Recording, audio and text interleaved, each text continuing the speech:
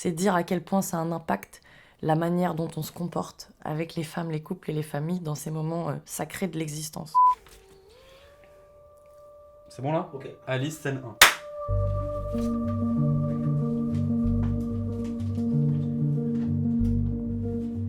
Je m'appelle Alice et je suis sage-femme et sexologue. Les deux s'articulent à merveille vu que j'interviens quand même dans le champ de la sexualité des personnes. Je me suis intéressée à cette question des violences dans les soins. Les femmes, elles m'ont cité des phrases qu'on leur a citées quand elles accouchaient il y a 30 ans et elles s'en rappellent mot pour mot.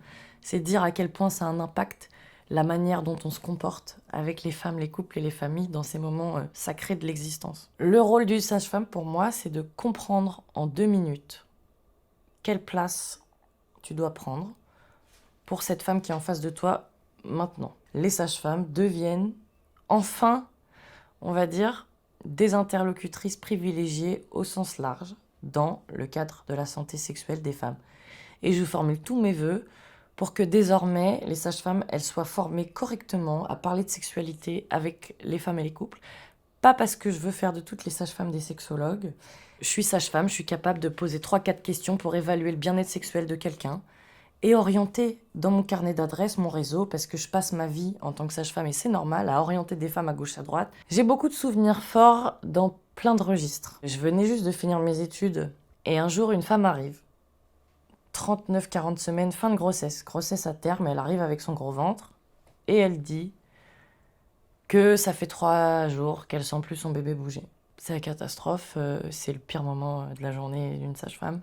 Et ça arrive pas tous les jours, heureusement, mais ça arrive et ça fait partie de nos rôles et de nos attributions d'accompagner la mort aussi. Donc cette femme, son bébé est décédé dans son ventre, alors qu'elle devait accoucher à tout moment. Enfin, c'est une femme de 42 ans, c'est son premier bébé, ce sera peut-être le seul bébé qu'elle aura porté dans son ventre. Et il est mort. Et bon, du coup, protocole, on déclenche l'accouchement de cet enfant qui est décédé. Et puis, 2 jours après, elle tourne en rond dans sa chambre. Elle devenait folle, cette femme, il fallait qu'elle sorte. Et en même temps, elle nous inquiétait.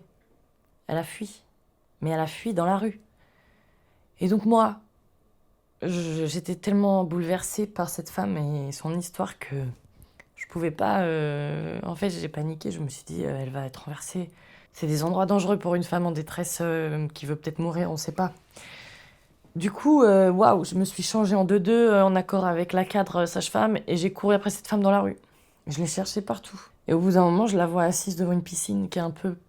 Il y a le métro, il y a le tramway et un peu derrière, il y a une piscine, je sais plus comment elle s'appelle. Et je l'ai retrouvée assise devant cette piscine. Je suis restée en silence à côté de cette femme pendant un moment et puis à un moment donné, elle s'est effondrée en sanglots et elle est tombée dans mes bras. Et je l'ai ramenée à la maternité et elle est sortie tout de suite après, en bonne et due forme, avec ses papiers, ses conseils de sortie. Et voilà. C'était un moment très marquant. Les femmes que j'accompagne, elles diraient que je suis sympa, que j'ai pas de tabou, qu'on peut me parler de tout.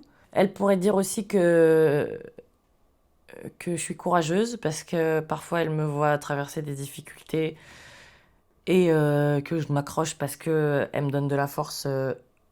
Parce que ça m'apporte beaucoup ce que je fais auprès d'elle toute l'année. Je suis une sage-femme de la naissance, de l'accouchement, de la naissance respectée, de l'accompagnement global. Et c'est ça qui fait ma spécificité.